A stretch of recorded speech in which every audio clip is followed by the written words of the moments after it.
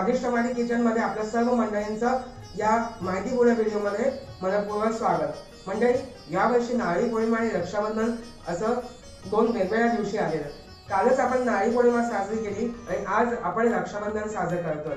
तर या रक्षाबंधनाची माहिती तसेच रक्षाबंधन कुठल्या मुहूर्तावर करावं, कुठल्या मुहूर्ताला करू नये आणि हा सण कसा साजरा करावा हे याची माहिती मी या व्हिडिओमध्ये अगदी सविस्तरपणे शास्त्रोक्त पद्धतीने दिलेली आहे, म्हणून हा व्हिडिओ तुम्ही शेवटपर्यंत बघा। वर्ष 2025 मध्ये रक्षाबंधन कसे साजरे करावे। भावा बहिणींच्या सुंदर नात्याचा क्षण म्हणजे रक्षाबंधन। नारळी पौर्णिमेच्या दिवशी किंवा नारळी पौर्णिमेनंतर दुसऱ्या दिवशी येणारा रक्षाबंधन हा सण। या दिवशी बहीण भावाच्या हातात राखी बांधते आणि भावाचं औक्षण करते आणि भाऊ बहिणीला तिचे रक्षण करण्याचं वचन देतो। हे वचन प्रत्येक भाऊ शेवटपर्यंत निभावतो। त्यामुळे हिंदू धर्मातील हा सण प्रत्येकालाच रक्षाबंधनाची ओढ असते। बहिणी तर या सणाची विशेषतः वाट पाहत असतात, कारण आपल्या भावाकडून छान भेटवस्तू या दिवशी मिळणार असते। हिंदू पंचांगानुसार रक्षाबंधन हा सण श्रावण महिन्यातील पौर्णिमेच्या तिथीला साजरा केला जातो। यंदा पौर्णिमा तिथी 8 ऑगस्ट रोजी दुपारपासून सुरू होईल।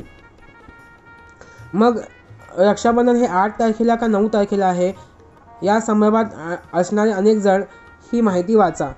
रक्षाबंधन तिथी पौर्णिमा तिथी प्रारंभ शुक्रवार दिनांक 8 ऑगस्ट 2025 रोजी दुपारी 2:12 ते पौर्णिमा तिथी संपणार आहे दुपारी 1:21 उदय तिथीनुसार शनिवार दिनांक 9 ऑगस्ट रोजी रक्षाबंधन साजरे होणार आहे। रक्षाबंधन शुभ मुहूर्त सकाळी 5:47 ते दुपारी 1:24 असेल। रक्षाबंधनासाठी 7 तास 10 मिनिटांचा शुभ मुहूर्त आहे। कुठल्या मुहूर्तावर राखी बांधू नये। राहू काळ सकाळी 9:07 ते 10:47 राहू काळ हा 1 तास 40 मिनिटांचा आहे। हा अशुभ मानला जातो आणि या काळात रक्षाबंधन करू नये।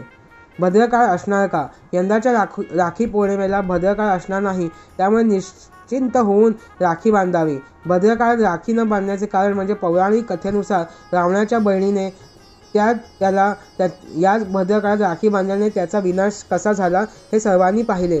त्यामुळे आपल्या भावाची सुखी उदंड आयुष्यासाठी भद्रकाळात राखी बांधली जात नाही।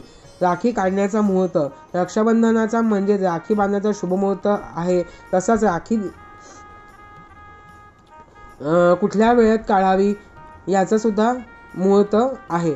रक्षाबंधनाच्या 24 तासानंतर राखी काढण्यास सांगितले जाते। तसेच अनेक जण गोकुळाष्टमीच्या दिवशी राखी काढतात, तर अनेक जण आपल्या बहिणीचे रक्षासूत्र म्हणून राखी आपोआप हातातून निघत नाही तोपर्यंत ती बांधून ठेवतात। तर मग मंडळींनो, पाहिलं ना, अगदी शास्त्रोक्त पद्धतीने रक्षाबंधन आणि रक्षाबंधनाची माहिती तसेच रक्षाबंधन कुठल्या मुहूर्तावर करायचं हे या व्हिडिओमध्ये सांगितलं आहे। तर मग हा भावा बहिणींचा जीवाभावाचा सण अशा पद्धतीने साजरा करा आणि तुम्हाला सुद्धा रक्षाबंधनाच्या लक्ष शुभेच्छा।